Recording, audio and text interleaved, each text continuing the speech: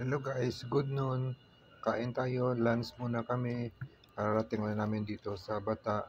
Dumiretso kami kagad dito sa food court at saka kumain ng Filipino food. Gutom na kasi kami, ano oras na, mag 1 PM na. Kaya kumain muna kami bago gagala mamaya. Pagkatapos namin ng grocery, tapos gagala kami, inuna namin muna kumain. Kasi gutom na gutom. Ako nga gutom. Naubos ko yung budget meal ko. Parang gutom pa ako. Kinain ko yung binili ko na isang siupaw. Bumili kasi ako ng siupaw. Kasi bala ko dalhin ba uwi. Sa bahay lang ko kainin. Pero bitin yung pinanghalian ko. Kinain ko na lang. Tapos bibili na naman ako ulit mamaya. Masarap kasi yung chicken siupaw dito sa ah, food court na kinakainan namin. Palagi kami bumibili dito ng siupaw. Yung mga kasamaan ko, siupaw din kinain nila, kumain din sila ng kanin. Yung dalawa, kanin yung kinain, yung isa siupaw kinain. Pero sa akin, bumili ako ng kanin at saka siupaw.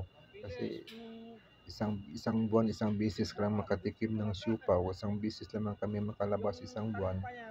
Kaya parang pagdating dito, gusto mo talaga kumain ng mga Filipino food.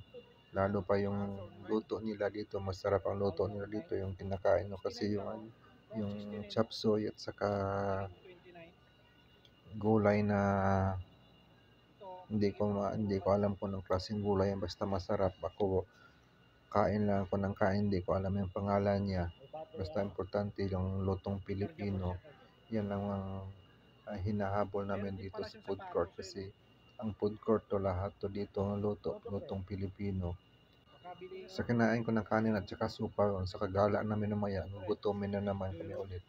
Mamaya, balik na naman kami dito, bumili ng supa para dalhin pa uwi, para makakain sa bahay ng supa pagka uwi. Kasi hindi na kami makaabot ng hapunan yan kapag umuwi kami. Kapag gabi na kami umuwi, hindi na kami makaabot ng hapunan. Kaya ang ginagawa namin, bibili kami ng siupaw o tinapay dyan para pag uwi namin, yan ang kakainin namin. Ali kayo guys, kain tayo ng siupaw. Basta isang bisis ka lang makakain sa isang buwan. Sarap na sarap talaga ang ang panglasa mo ng siupaw. Pero kapag araw-araw ka kumain, naku, hindi mo na papansinin yung mga siupaw na yan. Pero ako, talagang sarap na sarap ako. Isang piraso na malaki, sandali lang kain ko kasi kulang pa yung pinananghalian ko. Kasi isang kanin at saka dalawang ulam yung budget meal dito, yan na ang kinain ko. Akala ko mabusog na ako, yung pala hindi pa. Nagtagan ko na tuloy ng siupaw. Sige guys, patapos na yung kain ko.